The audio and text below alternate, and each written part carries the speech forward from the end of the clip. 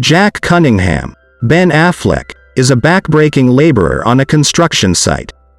He is isolated and withdrawn as he works. We see him drinking a coffee while he takes a smoke break. When the workday is over, he gets into his pickup truck and opens a cooler full of canned beer in the back seat. He then pours the beer into his coffee cup he was using earlier during his smoke break. After he prepares his drink, he is ready for his commute home. We see him at a neighborhood bar with a beer later on in the evening. Then as he showers the next day before work, we see an open beer can in front of him, sitting in the caddy hanging from the shower head. It is Thanksgiving Day, and Jack is at the liquor store. As he is checking out, he is recognized by an old friend, Sal. Sal asks him what he's doing for Thanksgiving. He asks Jack if he is doing anything with his family. Jack politely yet casually says no and gives some brushed-off reason. Later that day, Jack shows up at his sister's house. He walks in late but happily hugs and greets everyone: his brother-in-law, niece, and nephew, and his mother. Uncle Jack is beloved by his family. As soon as he sits down at the table, he opens a beer can. His sister, Beth, walks in and snidely says most people call when they are going to be late. Jack says he doesn't have his cell phone. She responds under her breath but within earshot with, "Why have a cell phone if you're not going to use it?" After dinner, Jack tucks his nephew into bed and tells him a story about when Beth innocently gave their pet fish a bubble bath by pouring bubbles into its bowl when they were kids. Later, Jack and Beth are alone in the kitchen. He says he is glad that she took in their mother. She asks him if he is seeing anyone. She says she doesn't like that he is alone.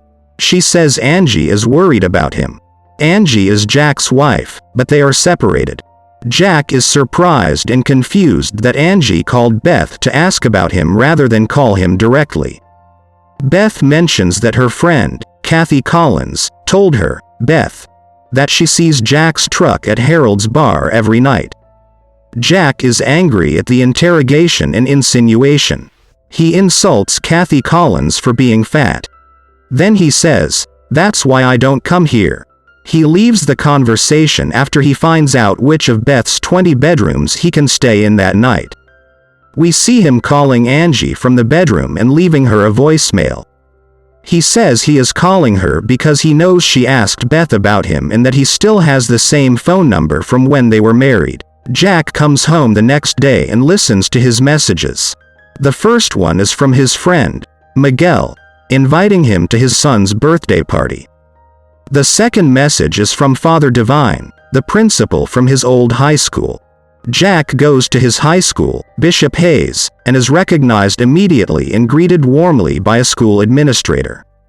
She walks him to Father Divine's office and says how excited everyone is to have him back. Jack's eyes get big as he wonders what that means. He walks around Father Divine's office and sees a trophy case on the wall. There is a basketball jersey and awards inside. Jack recognizes them as his own, and the engraving of his name on the case confirms it. Father Divine walks in, and they sit to talk. He says he appreciates Jack making the drive to meet with him. Jack says he hasn't been in town since his father's funeral. Father Divine asks if he's married and if he has kids. Jack says he is separated and has no kids. Father Divine tells Jack that their basketball coach had a heart attack. The coach survived, but his wife doesn't want him to return to coaching. Father Divine tells Jack that he was the first person he thought of to replace him. He tells Jack that their next game is in a couple of days, so it's an urgent situation. Jack asks if the team is any good. Father Divine tells him no and that they haven't even made the playoffs since Jack played. Jack tells him that he's never coached before and he hasn't played in years. Jack says he is very busy and tells him no. Father Divine tells him to think about it. We see Jack in his apartment, drinking a beer and practicing all of the different things he plans to say to Father Divine about why he can't coach the basketball team. He rehearses his excuses while holding up his cell phone to his ear with phrases of, "It's not the right time. I've been away from the game for so long, and I don't think I can help you." He drinks beer after beer while he repetitively practices his lines. "I'm not Michael Jordan," he says to himself. And then, a few beers later, he reconsiders it and says, "Maybe." Eventually, we see he has finished the entire case. He is still rehearsing what he is going to say, but now he is slurring his speech. "I just have no interest in coaching your F*C King basketball team, and that's all there is to it," he says before passing out on the couch. The next morning Jack wakes up and has a beer in the shower. We see him later entering his high school gym. He looks at the pennants on the wall. The most current pennant is from the year he graduated. There is another special single pennant honoring Jack and his number. We see the team of 10 guys practicing. Dan is the assistant coach and an algebra teacher. He is a straight-laced guy. He is running the practice and introduces himself to Jack. Jack wonders why there are so few basketball players practicing. He says when he played here, there were over 100 guys trying to get on the team. Dan tells Jack that he played there too, a couple of years behind Jack, and that he remembers how hard it was to make it on the team. Jack and Dan continue to watch the players practice while Dan briefs Jack on some of the players' stats, styles, and colorful personality traits. Dan lines the players up so Jack can make his introductions.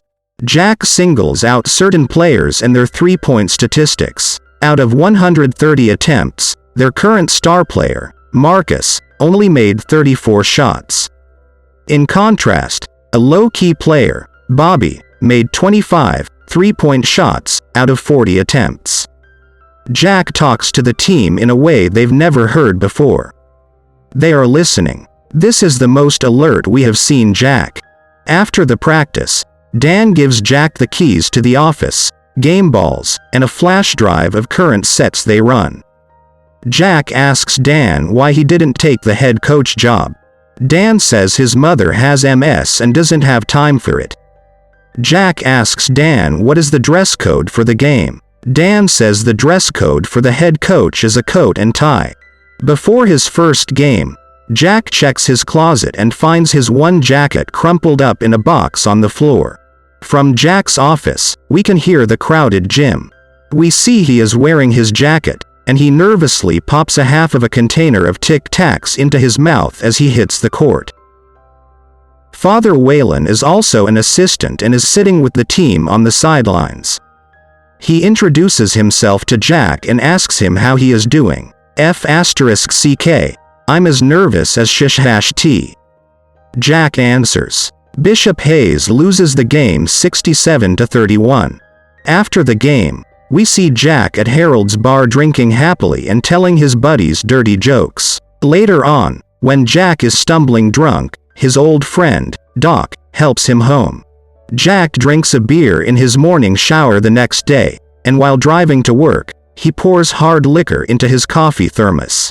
We see him coaching another basketball game. He is frustrated and sitting on the sidelines.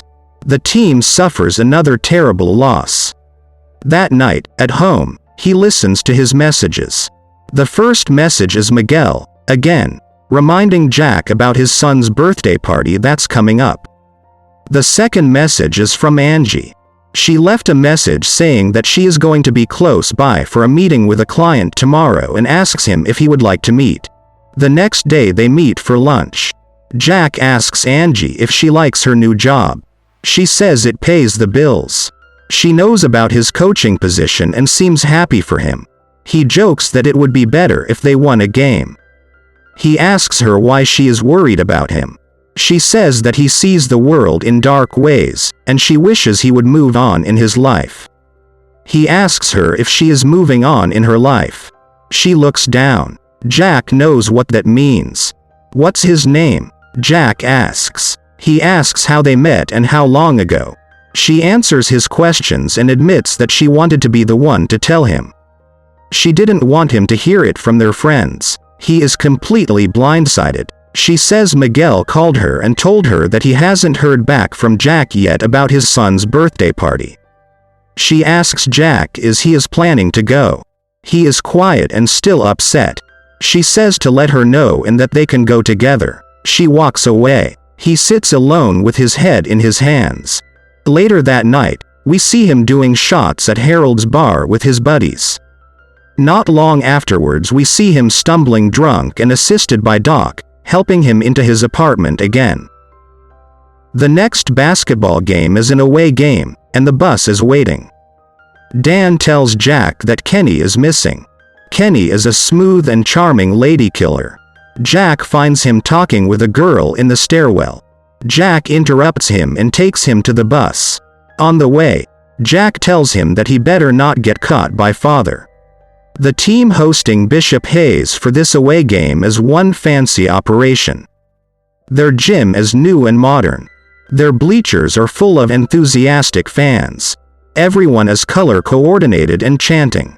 Their cheerleaders are spiffy. Even their pom-poms are sparkling. The hosting team's coach talks to Dan alone as the players get warmed up. He jokes to Dan that he is surprised that he can get Jack out of the bar long enough to coach. Dan says nothing. Jack arrives at the game and introduces himself to the opposing team's coach. "Good luck," Jack tells him. "You take the luck," the other coach answers with sickening overconfidence. The game isn't going well for Bishop Hayes.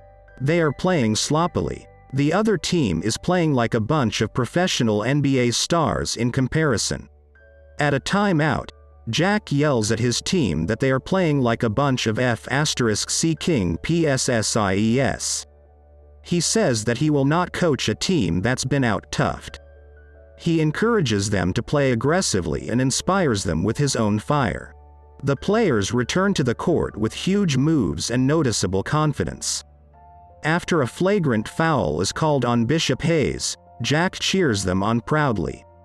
"I'm feeling a comeback," he says to the team later during another timeout. Despite the encouragement, Bishop Hayes loses 72-38.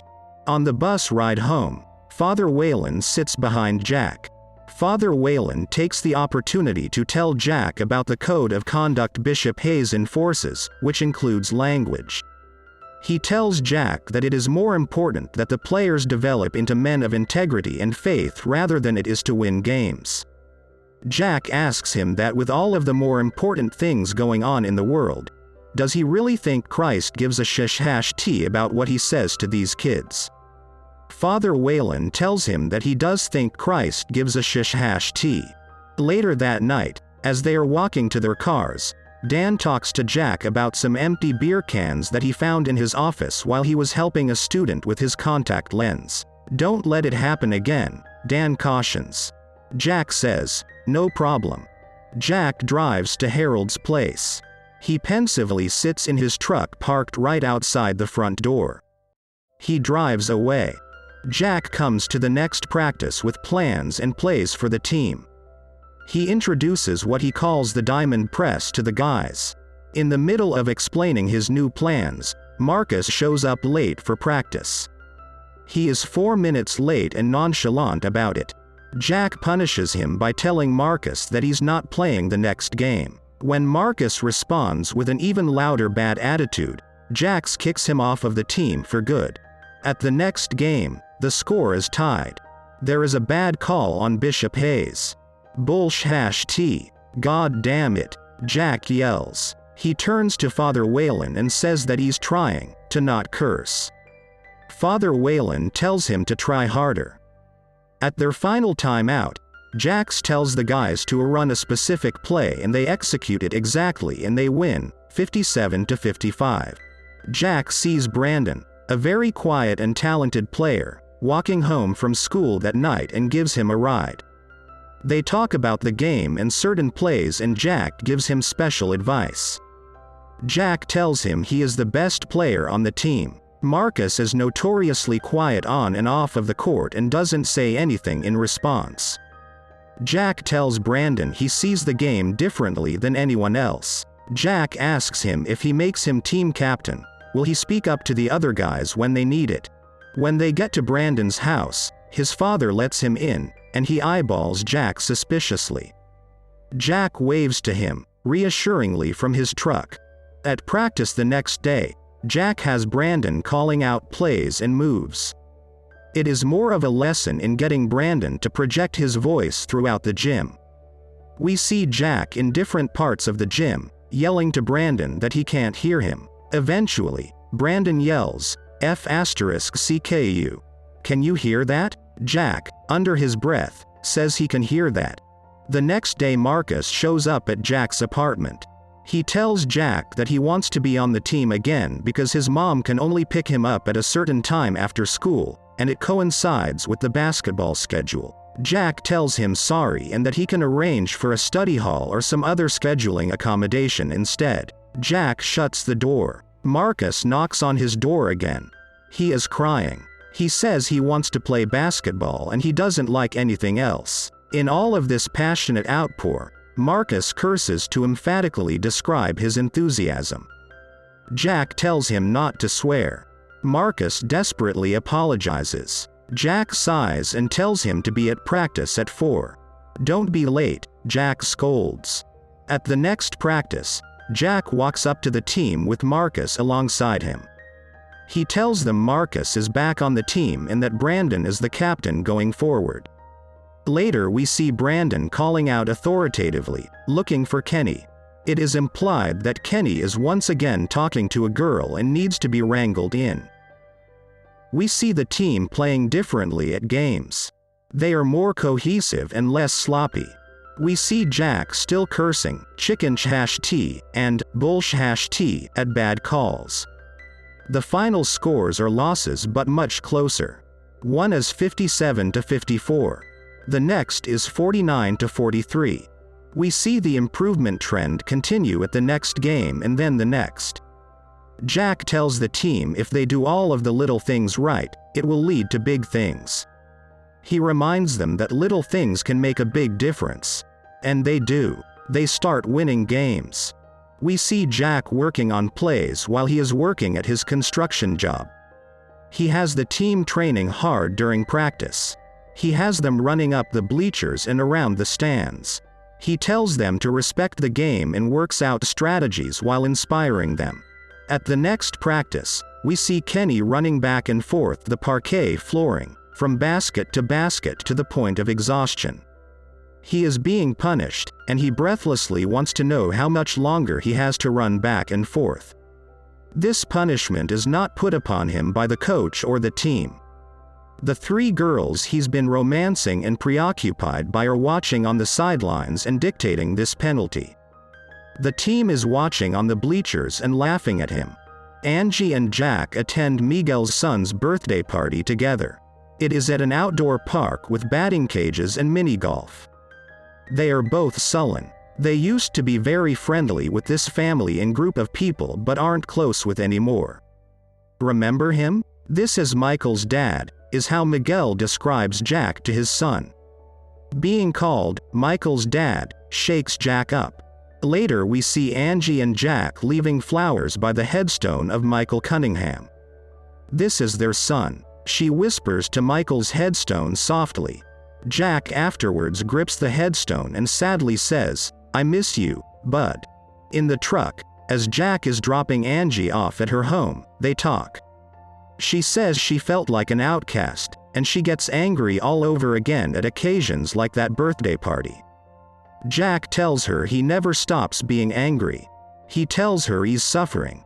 He says he misses his son, and he doesn't believe he is in a better place.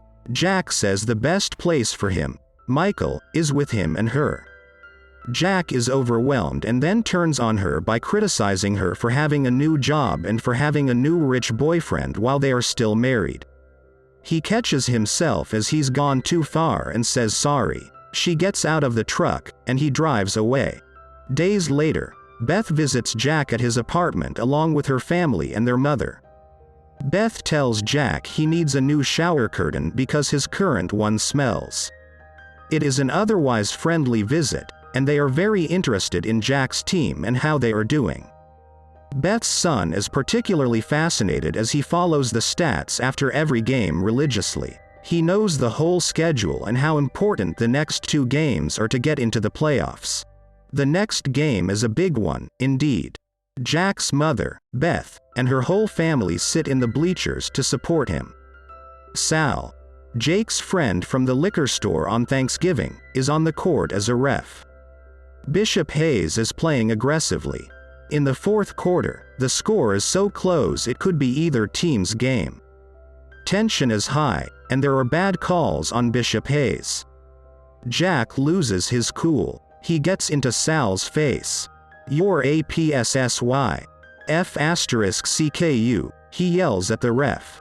Father Whalen grabs Jack and tries to defuse the eruption by yelling, "Code of conduct," at him.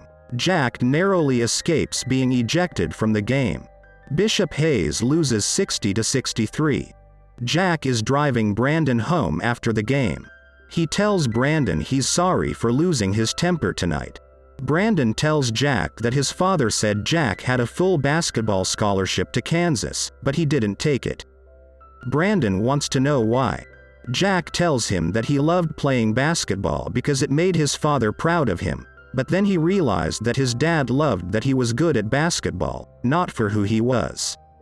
"So you quit as a big F***CKU to your dad," Brandon said, trying to make sense of it. Jack tells him he got into drugs and anything else to hurt himself for years to try to hurt his father. Jack tells Brandon that it was his wife that got him out of that, and he never picked up a basketball again. The next day Jack goes to Brandon's father's work to talk to him. Jack tells him that Brandon's been getting college recruitment letters for full scholarships. Brandon's father tells Jack that it doesn't work out if you put your faith in basketball. When Jack asks why he doesn't go to Brandon's games, he tells Jack that he has responsibilities and doesn't want to encourage Brandon in that direction. The next game is their last opportunity to make the playoffs.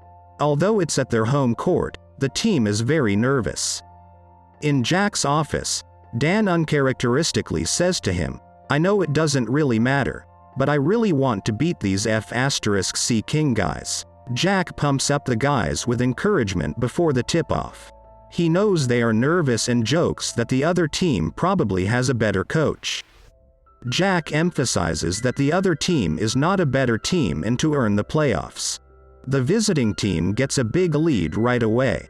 They have a groove and are running sets like clockwork. Their pace is scary as they rack up the score quickly. At every timeout, Jack tells his team to work on the little things, the fundamentals, and the diamond press. Things begin to change slowly. Play after play, Bishop Hayes gains momentum and manages to catch up. We are in the fourth quarter, and there is only time for one more play. It will be Bishop Hayes' ball. There is a timeout, and we hear both teams strategize. Jack tells his huddled players to run a very elaborate passing set. The ball is to be passed to specific players in a very practiced particular sequence and then shot. "Win," they all chant together. As the team walks onto the court, Jack tells Brandon privately to forget everything he just said and take the shot himself. Brandon says, "I got this." In slow motion, we see Brandon take the ball in as rehearsed. We notice the slight confusion of his teammates as they don't quite understand what Brandon is doing. Brandon shoots for 3 points at the buzzer and swish. It goes in, and Bishop Hayes wins 68-69. The fans go crazy. They lift Brandon up in celebration. Dan hugs Jack. Father Whalen hugs Jack. The mascot is happy. Everyone is overjoyed. Jack walks away from the frenzy and smiles. The next day, Angela calls Jack. She is crying and tells him Miguel called her. Later they meet at the hospital. Angela tells Jack that Miguel's son had a fever a couple of days ago and has been getting progressively worse since then. He is currently sedated now. We look around this ward and see that the patients are all children that have undergone different stages of cancer treatments. Angela and Jack are right outside Miguel's son's room. They can see that the doctor has just walked in to tell Miguel and his wife the prognosis. No. We hear Miguel's wife howl in anguish.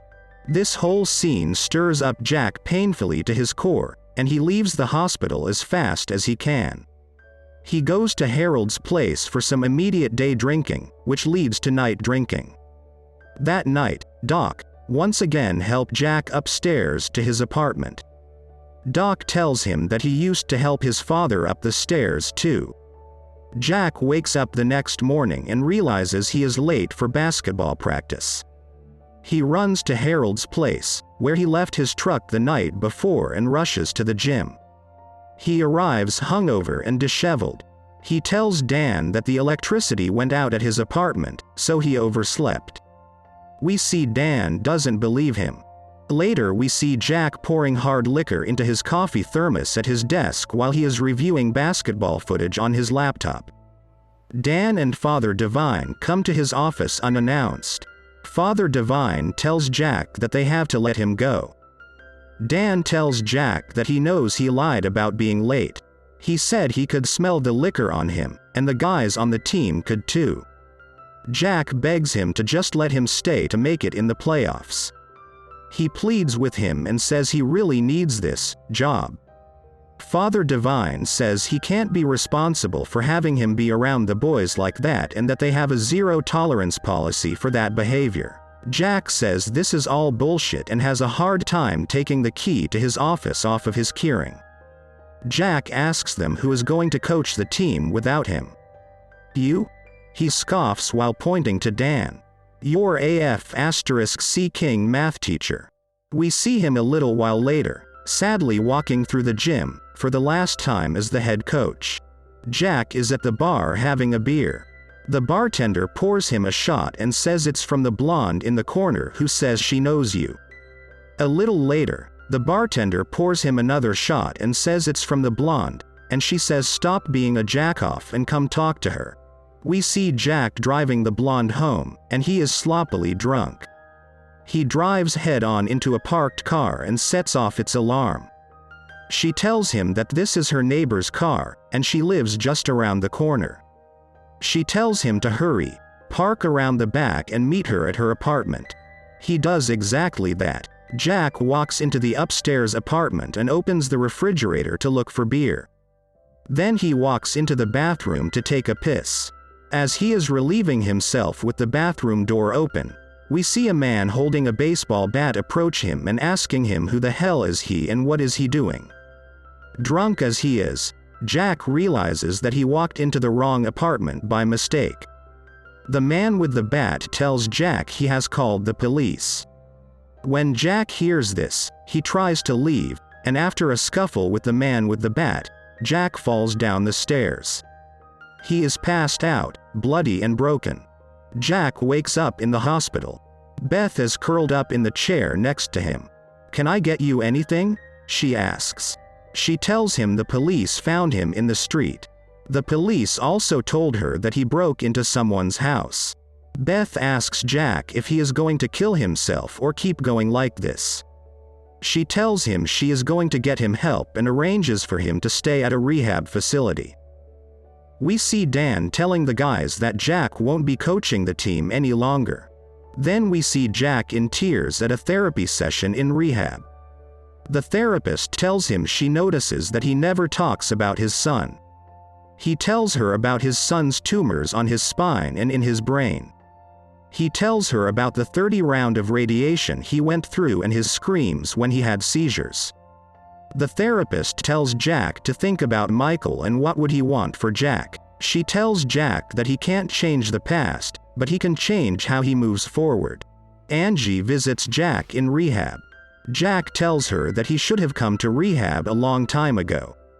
He tells her that he knows he failed her and their marriage and their son. He explains that he failed their son by not taking care of his mom. Jack tells her that he hopes she can see the man in him she once hoped he would be. He tells her he is so sorry. They deeply embrace. We see the Bishop Hayes team on the bus going to the first playoff game.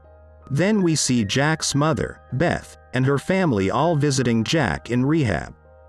The visit is wonderful. Jack is open and is more at peace. After Jack's family leaves, we see Dan's cell phone ringing. It's a call from Jack before the game. The team is huddled up with Father Whalen. He is leading them in prayer of holy and deep reverence. After the Amen, still in a huddle, Bobby pumps the guys up by saying, "Let's win this F*C King game for Coach Cunningham." This playoff game is in a snazzy venue, and the guys on the team are taking in all of the glamour and bigness of it. Brandon's father and 2 younger brothers show up, and Brandon is touched. Marcus is in love with this fanfare. We see Brandon leading the team confidently and loudly. Close to the rehab center, Jack is happily shooting hoops alone at a basketball court by the ocean. As we see Jack running and dribbling, we hear the commentators at the Bishop Hayes playoff game as a voiceover. They are crediting Jack with how far this team has come.